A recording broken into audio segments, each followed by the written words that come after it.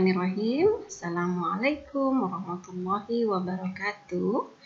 Ananda kelas 1 Khadijah. Hari ini kita masuk pembelajaran tema keluargaku, subtema 3 keluarga besarku. Nah, kali ini kita akan belajar muatan pelajaran matematika bersama Ustazah Eka Iramadhani. Kita baca doa sebelum belajar dulu yuk.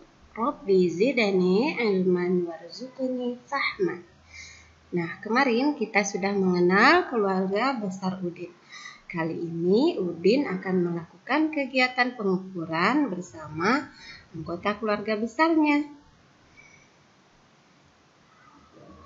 Ananda, tahukah Ananda kalau biasanya kita mengukur panjang suatu benda dengan menggunakan alat ukur. Nah, hari ini kita akan belajar mengenal alat ukur panjang tidak baku. Ananda bisa juga melihat pada halaman 102 hingga 104. Pada buku tema ya, kita akan belajar mengukur berbagai benda. Kita bisa mengukur panjang dengan menggunakan anggota tubuh seperti kaki dan tangan. Keduanya, kaki dan tangan tersebut merupakan alat ukur panjang tidak baku. Kita juga bisa mengukur panjang menggunakan benda lain. Benda di sekitar kita bisa menjadi alat ukur tidak baku. Mari kita amati contoh alat ukur tidak baku berikut. Contohnya untuk anggota tubuh ada jengkal, depa, telapak kaki, dan langkah kaki. Kita juga bisa menggunakan benda-benda di sekitar kita seperti tali, pensil, sedotan, ataupun tongkat. Nah, sekarang perhatikanlah pembelajaran 3 halaman 102 dan 104. Ada teman kita Udin yang mengukur panjang benda dengan anggota tubuh. Lihatlah, Udin bersama Simbah Kakung ya. Udin sedang berkunjung ke rumah kakeknya. Di rumah kakeknya, Udin menemukan sebuah tali dari karet. Udin ingin tahu berapa panjangnya. Udin mengukur tali karet dengan jangkal tangannya. Anggota tubuh kita bisa digunakan untuk mengukur panjang suatu benda. Nah, jengkal adalah panjang dari ujung jari jempol hingga ujung jari kelingking. Nah, setelah itu ada juga Siti, teman kita bersama bundanya mengukur panjang meja. Mereka juga menggunakan jengkal untuk mengukur. Ayo coba perhatikan cara mengukur meja tersebut. Siti mengukur meja dengan menggunakan jengkal. Ternyata panjang meja sama dengan 4 jengkal Siti. Tetapi ketika bundanya mengukur meja yang sama, panjang meja adalah 3 jengkal ibu. Siti dan ibu mengukur panjang meja yang sama, tapi hasil pengukuran Siti dan ibunya berbeda. Karena panjang jengkal setiap orang berbeda, sehingga hasilnya bisa berbeda. Jadi jengkal disebut alat ukur panjang tidak baku.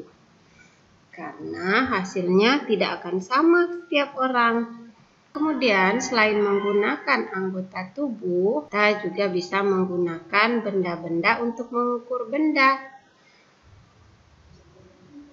Contohnya, lihatlah ada tusuk gigi dan batang korek api. Kita bisa belajar mengukur panjang benda bersama sepupu kita. Kita gunakan alat ukur tidak baku untuk mengukur, misalnya tusuk gigi dan korek api. Coba perhatikan tabel benda yang telah diukur teman kita. Yang pertama ada tempat pensil. Setelah diukur dengan tusuk gigi, ternyata panjangnya sama dengan 3 tusuk gigi. Sementara jika diukur dengan batang korek api, ternyata panjangnya sama dengan 4 batang korek api. Dan tusuk gigi, panjang pensil sama dengan 2 tusuk gigi. Sementara jika diukur dengan batang korek api, panjang pensil sama dengan 3 batang korek api. Yang ketiga, ada buku gambar. Ketika diukur dengan menggunakan tusuk gigi, ternyata panjang buku gambar sama dengan 5 buah tusuk gigi. Sementara jika diukur dengan batang korek api, buku gambar sama dengan 6 batang korek api. Nah, mereka mengukur panjang benda yang sama. Tapi hasil pengukuran panjang benda berbeda. Hal ini dipengaruhi oleh alat ukur yang digunakan. Panjang alat ukur yang digunakan tidak selalu sama. Jadi, hasil pengukuran panjang pun akan berbeda-beda.